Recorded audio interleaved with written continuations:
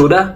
Walmiidhuun hin barbaachisu akkuma dura jenne akkuma aarii taane malee akka aariin na godha malee ka ibsaa suuta fixanna rakkoon qabu suuta waliin haasa'u amma harkaanu qabdu hawaasa kiyyas dallansiisetiin jira waan ta'eef akka malee natti dallanee jira hawaasnis akka malee ijaaramee utaalaa jira ibsallee waan ta'eef walqixxoofnu gurra harreet taana wal jalaa deebi'uun barbaachisaadha. Egaa ati na jalaa deebi'uu didde ana akka nama wallaalaa ana akka nama sodaatu tokkotti yoo si jalaa irra deebi'irra wayya garuu guyyaa walitti nu hafidu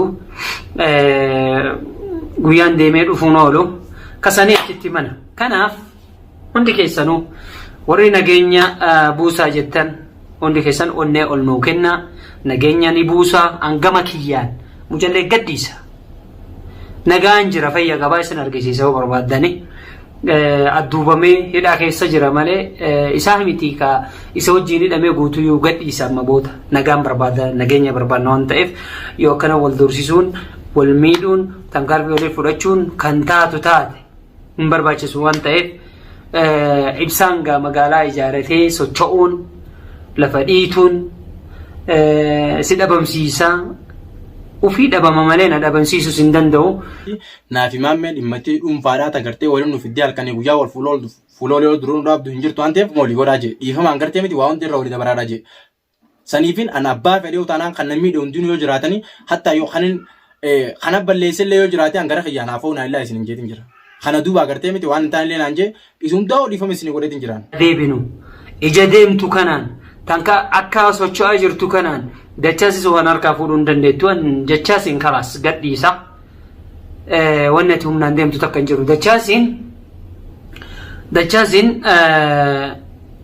gadhiisa dhiifama walii goona hundi keessaniyyuu jechuudha. Amma sochiin ibsaan godhaa jiru tankaarfiin ibsaan godhaa jiru gara gaagamaa waan nu geessuuf kanaaf magaalaa ijaartee nama ijaartee humnaan lubbuu namaa qisaasuuf hin deemine warri gara nagaa deebi'aa nagaa waliin fudhadhaa jettan ani fudhataadha. Nagaa buusii maammee dachaasis gadhiisii yaa'in faayidaa isiniin qabu waliin qixxaayinaa ibsaan hin qixxaayinii dhiisii warri naan jettan onnee qofa naa ol kenna ani dhiisuuf qophiidha. Karaas Oromoo waan jette taafii tajii dandaqqabanii tamaaf ol qabanii jedhan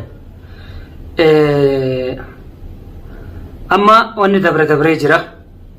Ka godhames godhamee jira ka lolames lolamee jira ka tumames tumamee jira ka adduubames adduubamee jira jechuudha.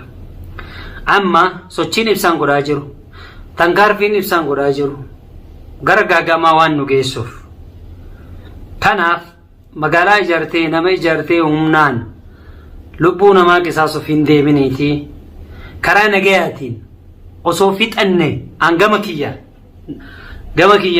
karaan amma nagaa na barbaachisa waan ta'eef nagaa barbaachisaadha waan ta'eef hundi keessanuu kabajamtoota hordoftoota daawwattoota keenyallee warri gara nagaa deebi'aa nagaa waliin fudhadhaa jettan ani fudhataadha. Duraayyuu ufii na tuqan malee ani isaan hin tuyne ufii na tuqanii ani tuqaa hin danda'u kanaaf araarri barbaachisaadha nageenya ni buufna kanaaf akkana chilaalutti ibsaan nagaa hin barbaadu na fakkaate ibsaa. Walaa kabanyu gara nagaa haadee an achi ilaaleetiin akka inni nyaatamu arga jechuudha. Akka harka kiyyatti du'uun arga jechuudha. Hanga dachaasiin baasutti lubbuu tiyya baasedhee nama dunuunfatee deemu inni nama dunuunfatee deemu ibsaa jechuun nama dunuunfateetuma deemu namatti dunuunfatee deemu jira. Kanaaf dunuunfanni isaa kun akka isan baafne hin beekan.